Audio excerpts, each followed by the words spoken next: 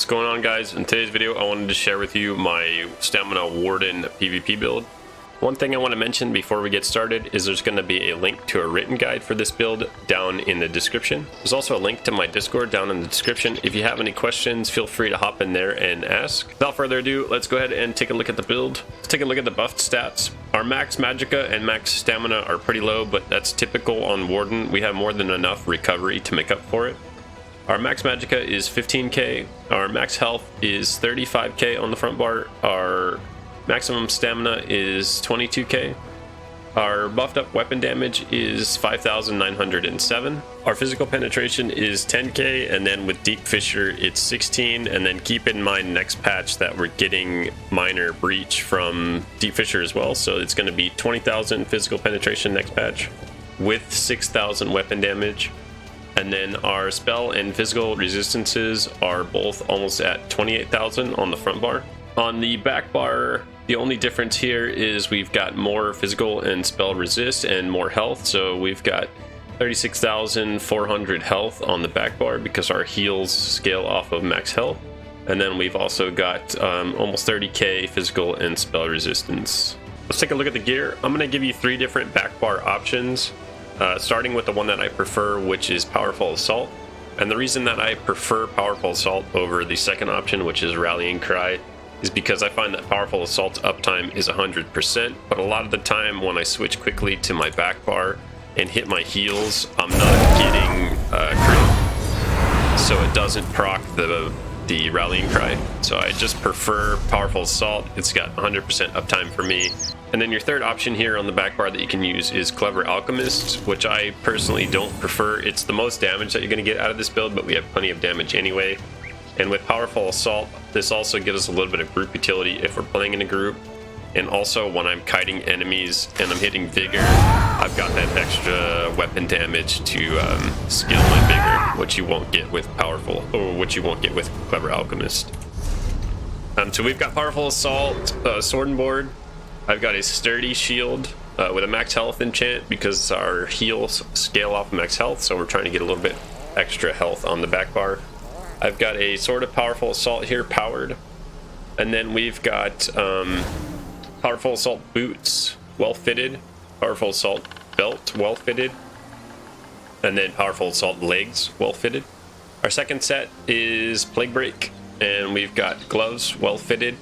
And we've got the jewelry infused with weapon damage. We've got the Markin's Ring of Majesty. I run Bloodthirsty here, but you can also run infused weapon damage here. You don't need any recovery glyphs on any of your jewelry, so you can run 3 infused weapon damage. If you want a little bit more speed, you can run 1 swift as well. So just make sure you put 3 weapon damage on here. You don't need any recovery. And then we've got a Plague Break Maul sharpened on the front bar with a shock damage enchant. We're running a 2-piece Magma Incarnate, both heavy on the head and shoulders. We've got a 1-piece Gallant Chain, heavy, so we have 3 heavy total. Your back bar enchant, you can use whatever you want, but I just have a Stamina Absorb enchant here. You can use poisons if you want. You're not going to be doing a lot on your back bar except for heavy attacking when you're out of resources.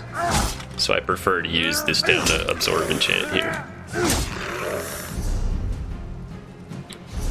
Couple of things to note for race. I am a Wood Elf. Your best race for this would be a Imperial for the extra health, but I like the Wood Elf for the little bit of extra speed.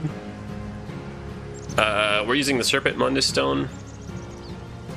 The food I'm using is smoked bear haunch. This is pretty much a must. I know it's really expensive, but there might be some sort of cheaper substitute if you could find one.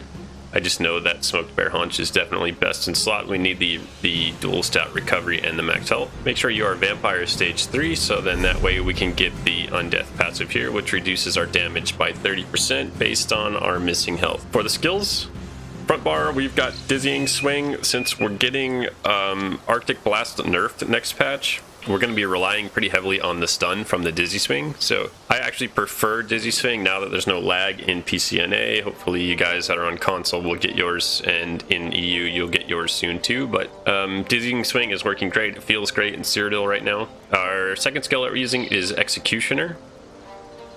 Rally. Deep Fissure. Make sure you're using Deep Fissure and not Subterranean Assault. Bird of Prey. And then I was testing some abilities here. You can use Northern Storm, but what I actually prefer is just good old Dawnbreaker. Back bar, we're using Leeching Vines, Arctic Blast, Resolving Vigor, Blue Betty. Make sure you're using Blue Betty because we need the extra Magicka sustain. And then Ice Fortress, and then back bar, I'm using Precognition, but you can use the Sword and Board ult here, or you can use your class Secluded Grove. For the champion points, Green Tree, Gifted Rider, Warmount, Rationer, this is because our food is so expensive, Steed's Blessing, Blue Tree, Biting Aura, Master at Arms, Ironclad, Duelist Rebuff, Red Tree, Relentlessness, Sustained by Suffering, Celerity, and then Survival Instincts. If you guys have any questions about this build, leave me a comment down in the comments section. If you enjoy the build, please leave me a thumbs up. It really helps the algorithm. There's going to be a link to a written guide for this build down in the description. So if you need a written guide, check that out. I appreciate everybody watching, and we will see you in the next video.